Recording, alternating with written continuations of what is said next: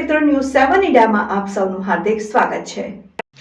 ઝઘડિયા તાલુકામાં રાત્રિ ચોરોએ આતંક મચાવ્યો। ઝઘડિયા અને અવિધા ગામે 2 મકાનોમાંથી લાખો રૂપિયાની ચોરી। ઝઘડિયા ગામે એક મકાનમાંથી રૂપિયા 10 લાખ ઉપરાંતનો મુદ્દામાલ ચોરાયો, જ્યારે અવિધા ગામે તસ્કરો એક મકાનમાંથી રૂપિયા 9 લાખ જેટલી મત્તા ઉઠાવી ગયા। ભરૂચ જિલ્લાના ઝઘડિયા તાલુકામાં રાત્રિ ચોરો સક્રિય બનતા લોકો ચિંતિત બન્યા છે। મળતી માહિતી મુજબ ગત રાત્રિ દરમિયાન ઝઘડિયા અને અવિધા ગામે તસ્કરો 2 મકાનોને નિશાન બનાવીને લાખો રૂપિયાનો મુદ્દામાલ ઉઠાવી ગયા હતા। આ લખાય છે ત્યારે ઝઘડિયા અને અવિધા ગામે ચોરીનો ભોગ બનેલ બંને મકાનોના માલિકો દ્વારા પોલીસ ફરિયાદ લખાવવા તજવીજ હાથ ધરાઈ હોવાની વિગતો જાણવા મળેલ છે।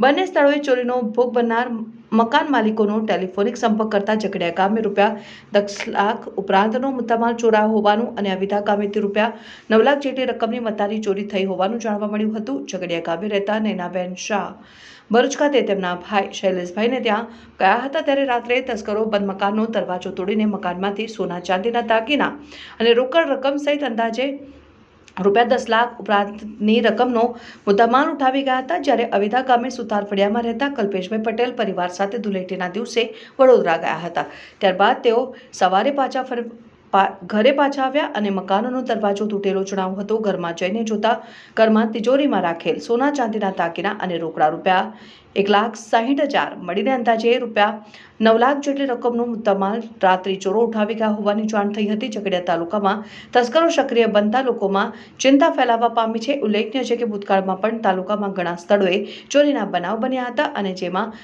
ચોરીનો ભોગ બનનાર મકાન માલિકોએ લાખો રૂપિયાની મત્તા ગુમાવી છે અને તાલુકાના અછાલિયા ગામે આ દસકાની સૌથી મોટી ચોરી કહેવાય એવી ચોરીની ઘટનામાં મકાન માલિકે સોના ચાંદીના દાગીનાની રોકડ રકમ મળી રૂપિયા 25 લાખ જેટલો મુદ્દામાલ ગુમાવ્યો હતો ને ત્યારબાદ પણ સારસા પ્રાંગણ, રાણીપુરા, રાજપાડી, સેલોદ વગેરે સ્થળોએ તસ્કરો મકાનોની નિશાન બનાવીને લાખો રૂપિયાની ચોરી કરી ગયા હતા અને અછાલિયા ગામે રૂપિયા 25 લાખ જેટલી રકમની ચોરીનો ભોગ બનનાર ઘરના મોવડીને આઘાત લાગતા તેમનું હાર્ટ એટેકથી મોત નીપજ્યું હતું।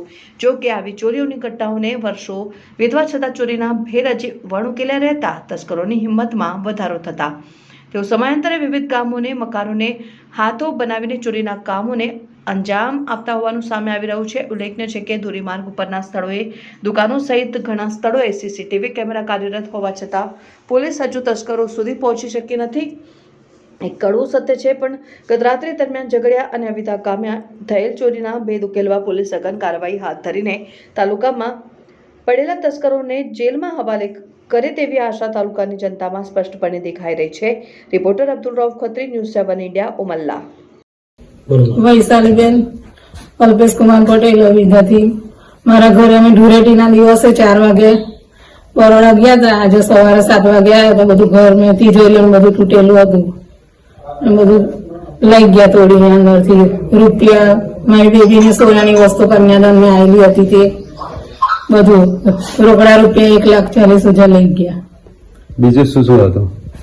બીજું કન્યાદાનની વસ્તુ હતી, મારી અંદર સોનાની ચેન હતી, બુટ્ટી, જુડા, સાંકડા બધું હતું, એ બધું જ લઈ ગયા તિજોરીના લોકરો તોડીને। ત્યાર પછી તમે શું કહ્યું? અમે પોલીસને જાણ કરી રાજપાડી। પોલીસ આવી હતી? પોલીસ આવીને ગઈ છે રાજપાડીથી, પોલીસ સ્ટેશનમાં બધું નોંધાયું છે।